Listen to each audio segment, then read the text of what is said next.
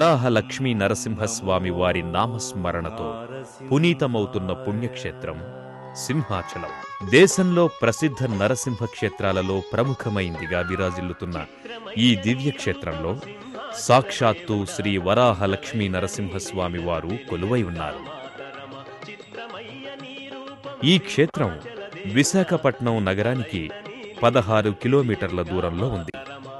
ప్రకృతి అందాలతో, చారిత్రాత్మక విశేషాలతో ఖ్యాతి చెందిన ఈ దివ్యక్షేత్రం ప్రహ్లాదుని భక్తికి, అతనిపై శ్రీ నరసింహస్వామి వారికి ఉన్న దయకు నిదర్శనంగా నిలుస్తుంది. ఈ క్షేత్రానికి చేరుకున్న భక్తులకు ముందుగా మెట్ల మార్గం దర్శనమిస్తుంది. ఈ మెట్ల మార్గానికి ముందు భాగాన శ్రీ వరాహ లక్ష్మీ నరసింహస్వామి వారి మూర్తి ఒకటి దర్శనమిస్తుంది. స్వామివారికి భక్తితో చేతులు జోడించిన భక్తులు మెట్ల మీదుగా కొండ మీదకి చేరుకుంటారు.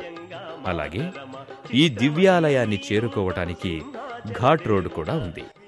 దేశంలో అత్యంత పురాతనమైన దేవాలయాలలో ఒకటిగా ఖ్యాతిగాంచిన ఈ ఆలయం 11వ శతాబ్దం నుంచి వెలుగులోకొచ్చింది. ఈ క్షేత్రం సింహం ఆకారంలో ఉన్న కొండపై ఉండటం వల్ల దీనికి సింహాచలం అని పేరొచ్చిందని చెబుతారు. గర్భాలయ ప్రాంగణమంతా భక్తులను ఓ విచిత్రమైన అనుభూతికి గురిచేస్తుంది. శిల్పాలతో నిండిన పెద్ద పెద్ద రాతి స్తంభాలు, ప్రాకారాలు ఇక్కడకు వచ్చిన భక్తుల మనస్సులను అబ్బురపరుస్తాయి. అత్యంత మనోహరంగా ఉన్న గర్భాలయ ప్రాంగణంలోకి చేరుకున్న భక్తులకు స్వామివారి పట్ల భక్తి శ్రద్ధలు మరింత ఇనుమడిస్తాయి. గర్భాలయం వెలుపలి భాగంలో ఉన్న ప్రాకారాలను, శిల్పకళా వైభవాన్ని దర్శించుకున్న భక్తులు అనంతరం గర్భాలయంలోకి ప్రవేశించి శ్రీ వరాహ లక్ష్మీ నరసింహస్వామి వారి దివ్యమంగళ చందన రూపాన్ని దర్శించుకుని అలౌకికమైన ఆనందానికి గురవుతారు. విశ్వరూపాయ నరమృగ శరీరాయ లక్ష్మీ రమణాయ ప్రహ్లాద వరదాయ నరసింహరూపాయ నమో నమామి నమో నమామి నమో నమామి. శ్రీ శ్రీ సింహాచల క్షేత్ర వరాహ నృసింహస్వామి వారు ప్రహ్లాద రక్షణం కోసమని వైకుంఠం నుండి ఈ పక్కనే ఉన్న విశాఖపట్నం సముద్రంలో ప్రహ్లాదుని పారవేసి తండ్రి హిరణ్యకశ్యపుడు బాధ పెట్టగా స్వామిని త్రాహీ త్రాహీ అని ప్రహ్లాదుడు ప్రార్థించగా ఒక్కమారు వైకుంఠం నుంచి ఉరికాడు స్వామి. ఇక్కడ ఉన్న సింహాచలం గిరిపై ఒక్కమారు ఉరకడం వల్ల స్వామి పాదాలు భూలోకంలో దాటి పాతాళలోకానికి చొచ్చుకొని పోయాయి.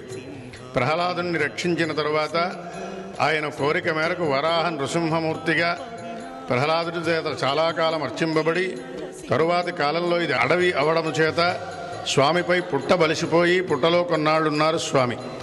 అట్లాగా కాలవశాన పురూరవశ చక్రవర్తి ఊర్వశితో విహారానికి వచ్చినప్పుడు ఆయన యాన సాధనం ఇక్కడ ఆగి ఒక రాత్రి ఇక్కడ నిద్రించగా ఆ నిద్రలో స్వామి స్వప్నంలో సాక్షాత్కరించి నన్ను కనుగొని ఆరాధించమని ఆజ్ఞాపించాడు స్వామి పురూరవశ చక్రవర్తికి. ఆ మర్నాటి ఉదయకాలంలో బయలుదేరి ఈ కొండనంతా గాలించాడు పురూరవశ చక్రవర్తి ఊర్వశితో సహా. అయినా కనపడలేదు స్వామి. ఆ రాత్రి మళ్ళా స్వప్నంలో సాక్షాత్కరించి ఈ పక్కనే ఉన్న గంగధార మరికొన్ని గుర్తులు తెలిపి నన్ను వెతకమన్నాడు. మర్నాడు వెతికితే దొరికాడు స్వామి పుట్టలో ఉన్నానని చెప్పాడు. ఆ పుట్టనంతా కరిగించి స్వామిని ఆరాధించిన తరువాత మరలా స్వామి ఆజ్ఞ, ఈ పుట్టలో ఉన్నందువల్ల నాకు చల్లగా ఉంది కనుక ఈ పుట్టకు బదులు శ్రీగంధాన్ని సమర్పించమని, మంచి చందనాన్ని సమర్పించమని, ఈ పుట్ట ఎంత బరువు ఉందో అంత చందనాన్ని సమర్పించమని స్వామి ఆజ్ఞాపించాడు.